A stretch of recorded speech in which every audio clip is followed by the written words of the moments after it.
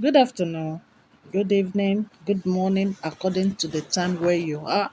This is Mashallah GT. I'm welcoming you back to my channel. My name is Mashallah. I normally speak Yoruba on my channel, and sometimes English. To my old subscribers, I say thank you. God Almighty will bless you. Okay, lọ́lá yín á máa lọ, ọlá yín ò ní lọ ìsàlẹ̀ láíláí. Bí àṣẹ Ọlọ́run ọba, mo tún dé bí mo ṣe ń délé ní o. Gbogbo ẹ̀yin tí ẹ wà nílé, I say happy new month to you. Ẹ kú oṣù tuntun yìí o. Oṣù yìí á tù wá lára o. Oṣù yìí á jẹ́ oṣù ayọ̀, oṣù ìdùnnú nínú ayé wa. Gist tèní òun ní pé kábíyèsí wa wọ́n jáde o, wọ́n sọ̀rọ̀. Wọ́n ní àwọn fẹ́ jẹ́ ọkọ fún Queen Naomi, ṣùgbọ́n àwọn ò fẹ́ jẹ́ ọba.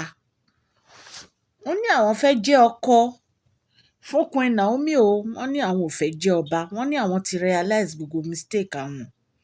Wọ́n ní àwọn fẹ́ jẹ́ ọkọ tí ó máa mú ìlérí ẹ̀ ṣẹ, tó máa protect Queen Naomi, tó máa tọ́jú Queen Naomi, ṣùgbọ́n àwọn ò fẹ́ jẹ́ ọba. Ẹ̀yin èèyàn lé gist tèní nìyẹn o. Wọ́n ní kábíyèsí ti realize gbogbo mistake wọn o, gbogbo nǹkan tó ti ń ṣe, gbogbo nǹkan tó ń ṣe fún Queen Naomi. Wọ́n ní kó má bínú sí àwọn. Wọ́n ní àwọn fẹ́ make it up, láti clean up gbogbo ìwà tí àwọn ti wù. Wọ́n ní Queen Naomi nìkan ni ìyá ọmọ àwọn. Wọ́n ní àwọn dẹ̀ fẹ́ treat wọn dáadáa. Wọ́n ní àwọn wá sínú ayé Queen Naomi láti mú ìdùnnú àti ayọ̀ wá ni. Wọ́n ní ṣùgbọ́n gbogbo bitter experience tí Queen Naomi ní, wọ́n ní kí wọ́n yááfì ẹ̀ fún àwọn àti Ọlọ́run. Wọ́n ní àwọn mọ̀ wípé Queen Naomi èèyàn àtàtà ni wọ́n. Àwọn mọ̀ pé she has been a good wife to him látìgbà tí àwọn ti fẹ́ wọn. Wọ́n ní wọn ò fi ọjọ́ kan bà wọ́n nínú jẹ́ rí. Wọ́n ní àdúrà ni Queen Naomi máa ń gbà fáwọn ní gbogbo ìgbà. Wọ́n ní tí àwọn bá fẹ́ jẹun, wọ́n ní Queen Naomi ló ń se oúnjẹ fún àwọn, kì í ṣe ọmọ ọ̀dọ̀. Wọ́n ní táwọn jáde táwọn ò jẹun, wọ́n ní Queen Naomi á ti sóúnjẹ sílẹ̀. Wọ́n á make sure pé àwọn jẹun káwọn tó lọ sùn. Wọ́n ní aya rere lọ́dẹ̀dẹ̀ ọkọ ni Queen Naomi. Wọ́n ní kí Queen Naomi má bínú sáwọn. Allegedly ní gbogbo nǹkan tí mò ń sọ fún yín o, èmi Mashola mò ń sọ̀rọ̀ o. Nǹkan tí mo gbọ́ ni mo wá sọ fún yín. Alleged ni o. Mi ò bá kábíyèsí gbé inú palace o, mi ì dẹ̀ bá Queen Naomi gbé. Ṣùgbọ́n nǹkan tá a gbọ́ là ń torchlight sí.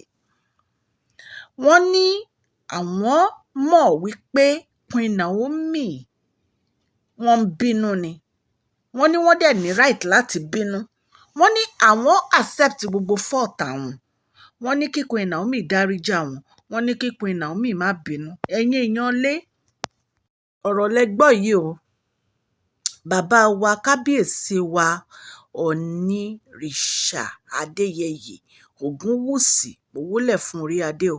Àwọn ni wọ́n jáde ni wọ́n sọ gbogbo ọ̀rọ̀ yìí allegedly wípé kí Queen Naomi kí wọ́n má bínú sáwọn wípé àwọn fẹ́ jẹ́ ọkọ tuntun, ṣùgbọ́n àwọn ò fẹ́ jẹ́ ọba fún wọn. Wọ́n ní gbogbo ìgbà tí àwọn àti Queen Naomi fi gbé, wọ́n ní àwọn ń treat Queen Naomi gẹ́gẹ́ bí ọba ni. Wọ́n ní àwọn ń behave sí wọn gẹ́gẹ́ bí ọba ni. Àwọn ò behave sí wọn gẹ́gẹ́ bí ọkọ. Ọ̀rọ̀ yẹn lágbára. Wọ́n ní kí Queen Naomi dáríjì àwọn. Wọ́n ní Queen Naomi wọ́n wáyé ní ọkàn wọn láti dáríjì àwọn. Kí wọ́n jọ̀ọ́. Kábíyèsí ló ń bẹ̀bẹ̀ yìí o. Allegedly ni o. A ní ká mú wá ni o. Wọ́n ní kí wọ́n jọ̀ọ́ kán dáríjì àwọn pé àwọn fẹ́ jẹ́ ọkọ tuntun fún wọn. Àwọn ò fẹ́ jẹ́ ọba fún wọn. Wọ́n ní kán ro ti ọmọ àwọn Tadéníkáwò. Wọ́n ní àwọn fẹ́ protect Queen Naomi nítorí pé àwọn ni ìyá ọmọ. prince àwọn ọkùnrin kan táwọn ní, ọkùnrin kan ṣoṣo tí àwọn ní, wọ́n láwọn fẹ́ protect Queen Naomi. Ẹ̀yin aráalé, ọ̀rọ̀ lẹ gbọ́ yìí o. Kábíyèsí realize gbogbo fault wọn o. Kábíyèsí jáde o, wọ́n bẹ̀bẹ̀, wọ́n tọrọ ìdáríjì ẹ̀ṣẹ̀ o lọ́dọ̀ Queen Naomi. Wọ́n ní kí Queen Naomi dáríjì àwọn o. A ní ká tún mú wá bá ṣe máa ń mú wá o. Gist tèní nìyẹn o. Queen Naomi, tẹ́ bá ń gbọ́ mi o, ẹ dáríjì kábíyèsí o. Bíbélì sọ o, ó ní òrùn kò gbọdọ̀ wọ̀ bá ìbínú wa o. Ẹ forgive kábíyèsí, kẹ́ forget o. Nǹkan tẹ́mi mọ̀ ni pé téèyàn má fi èèyàn sínú, nígbà míì wà tó jẹ́ pé kò ní múnú èèyàn dùn, ṣùgbọ́n tẹ́ bá ti yọ̀ǹda, tẹ́ forgive, you too you will be happy. Kábíyèsí will be happy, everybody will be happy. You are an adult. Àgbàlagbà ni yín, ẹ dẹ̀ lè make decision fún ara yín.